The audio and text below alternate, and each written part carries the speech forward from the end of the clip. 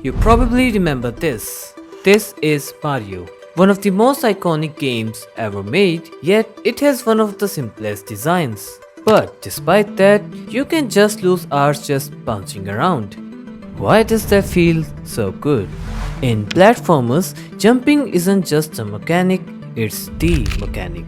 It's the core of how you move, play, and express yourself. But here's the thing. Ever felt like two games have the same controls but one just feels better? Like something about the jump is just off. Yeah, because a jump that works isn't exactly the same as one that feels right. And devs know this. That's why they pack in invisible little tricks that make jumping feel juicy, responsive, and satisfying. So let's unpack those design hacks, the secret sauce that makes jumping feel so good.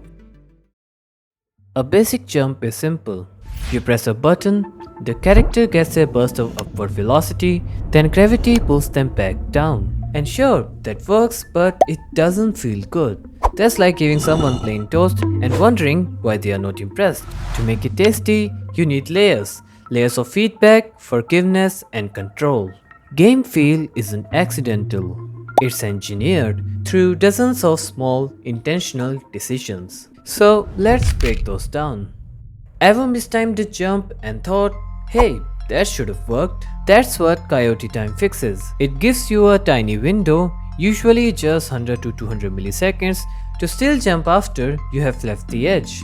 It's named after Wile E. Coyote, you know, the cartoon character who runs off cliffs and hovers for a moment before falling. That little moment, that's what this is.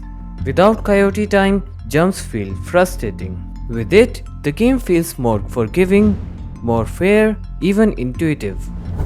Next, jump buffering. Let's say you press jump right before landing. Without buffering, the game ignores that press. But with buffering, it stores the input so the character jumps the moment they hit the ground. Think of it as the game holding your jump for you. This removes the feeling of my input didn't work. Ever notice how Mario jumps higher the longer you hold the button? That's variable jump height. Hold jump to jump high, tap it to short hop. It gives players expression. You can do short hops or full leaps, all with timing. Suddenly, the jump isn't a binary switch. It's a dial, like pressure sensitivity for your movements. It raises the skill ceiling and adds range and depth to jumping. Most great platformers cheat gravity.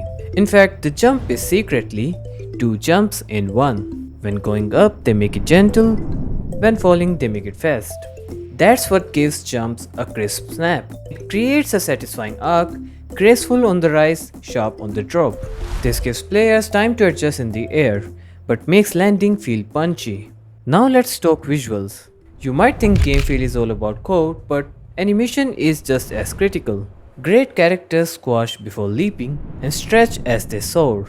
It mimics how real-world objects compress and extend with force. Think of a spring. Press down, then boing. That tiny bounce makes it feel like your character has weight. Good animation doesn't just show motion, it sells it. It sells momentum. And even if you don't see it, you feel it. They simulate physics our brains expect. So if you have seen my videos before, you already know, I never shut about how important sound design is. Sound is your silent weapon. That thwip when you jump, that soft thud when you land. They tell your brain, you just did something real. Now imagine jumping in total silence. It's just hollow. These audio cues reinforce timing, rhythm, and physicality. You might not notice them, but take them away, and every jump feels like you're missing something. Jumping isn't just a motion, it's an experience. And a huge part of that experience comes from what we see and feel around the jump, not just from it. A puff of smoke when you jump, dust when you land, slight camera shake, maybe a little bounce. These aren't just effects. These are feedbacks. Now the jump doesn't just happen, you feel it.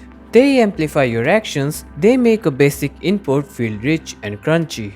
Now that's good juice. So these methods, they are invisible. You really don't pay attention to them. They are just a catalyst to your movement. But let's remove all those tricks. The result? A jump that feels just off. Nothing's technically broken, but it's dead. And the players might not know why, but they'll feel it.